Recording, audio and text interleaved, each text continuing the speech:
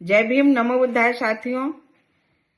मैं लखनऊ से संघ मित्रा गौतम, लक्ष्य कमांडर, भारतीय समन्वय संगठन लक्ष्य से। साथियों, आज 2 फरवरी 2026 है।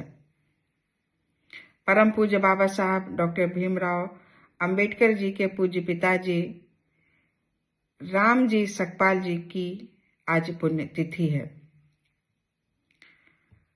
राम जी सकपाल जी का जन्म 14 नवंबर 1848 को हुआ था। इनके पूर्वज गांव अंबावडे से आते थे। ये महाराष्ट्र के रत्नागिरी जिले के एक छोटे से शहर मंडनगढ़, तहसील दापोली से 5 मील दूर है। इनके पिताजी का नाम मालोजी सकपाल था, जो ईस्ट इंडिया कंपनी की बॉम्बे सेना में हवलदार थे। ऐसा कहा जाता है कि युद्ध के मैदान में बहादुरी के कृत्यों के लिए इन्हें कुछ जमीन आवंटित की गई थी। मालोजी सकपाल के 4 बच्चे थे। रामजी मालोजी सकपाल, बलवंत, आनंद और एक बेटी जिनका नाम मीराबाई। अपने पिता की तरह राम जी भी सेना में शामिल हो गए। राम जी कदकाठी से बहुत ही आकर्षक और रौबदार व्यक्तित्व वाले व्यक्ति थे। वह एक बहुत ही प्रबुद्ध व्यक्ति थे जिन्होंने कठोर परिश्रम किया और अंग्रेजी भाषा में दक्षता प्राप्त की। पूना में सेना सामान्य स्कूल से शिक्षण में डिप्लोमा प्राप्त किया। फिर आर्मी स्कूल में शिक्षक के रूप में नियुक्ति मिली। हेड मास्टर के रूप में काम किया और सूबेदार मेजर का पद प्राप्त किया। राम जी कबीर पंथ के मानने वाले थे। इनका विवाह भीमाबाई जी के साथ में 1865 को हुआ था। ये सूबेदार मेजर धर्मा मुरबाडकर की बेटी थी और ये ठाणे जिले के मुरबाड जगह के रहने वाले थे।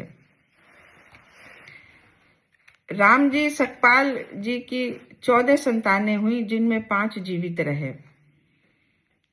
बलराम, आनंदराव, भीमराव, मंजुला और तुलसा। ये अपने बच्चों के विकास के लिए बहुत जिम्मेदारी का व्यवहार करते थे। राम जी 1894 में मऊ छावनी से सेवानिवृत्त हुए। फिर ये परिवार सहित दापोली में जाके रहने लगे। इनकी पेंशन 50 रुपए थी, जिससे घर का खर्चा चलना मुश्किल था। इसके बाद ये सतारा में आते हैं। यहाँ पर PWD में स्टोर कीपर की इन्हें अस्थायी नौकरी मिलती है। इसके बाद मुंबई आते हैं। यहाँ पर लोअर परेल की चाल में एक छोटी सी खोली में ये रहने लगते हैं। अपने बच्चों को पढ़ा रहे थे। भीमराव जी ने 1907 में हाई स्कूल की परीक्षा पास की।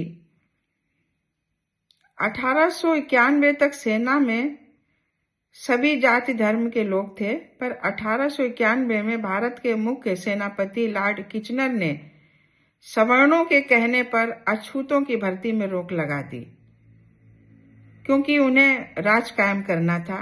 इसके खिलाफ राम जी आगे आए। गोपाल बाबा वलंकर, समाज सुधारकों ने सरकार के उच्च अधिकारियों को पिटीशन देने के लिए मसौदा तैयार किया। सूबेदार राम जी की अंग्रेजी बहुत अच्छी थी। जस्टिस राणा डे पिटीशन को देख के दंग रह गए। इसके बाद ये निवेदन किया और फिर अछूतों की पुनः भर्ती शुरू हो गई। कुछ समय बाद भीमाबाई जी का निर्वाण हो गया। फिर इन्होंने परिवार की देखभाल के लिए दूसरी शादी की। जीवन के जद्दोजहद चलते चलते समय बीत रहा था। बाबा साहब को पढ़ाने में, विशेष रूप से उन्हें पढ़ाने में समय निकाल रहे थे। उनको अंग्रेजी और गणित का ज्ञान भीमराव जी को अपने पिताजी से ही मिला। वो भीमराव जी को रात को जल्दी सोने को कहते। वो काम करते रहते। इसके बाद 2 बजे से भीमराव जी को जगाते, फिर वो थोड़ा सा आराम करते। इस तरीके से जीवन कट रहा था। भीमराव जी को किताबें खरीदने के लिए उनके पास पैसे नहीं होते थे, तो वो अपनी बेटियों के जो गहने उन्हें शादी में उपहार में मिले होते थे, उनसे वो गिरवी रखते थे कह करके। इसके बाद जब पेंशन मिलती तो वो छुड़ाते थे, फिर अपनी बेटियों को देते थे। इस प्रकार से बहुत ही कठिनाई भरे दौर से गुजर रहे थे रामजी सकपाल जी। फिर सयाजी राव गायकवाड़ जी जो बड़ौदा के नरेश थे, उनके भीमराव जी के टीचर थे केलुस्कर, उनके माध्यम से 25 रुपए स्कॉलरशिप मिलने लगी।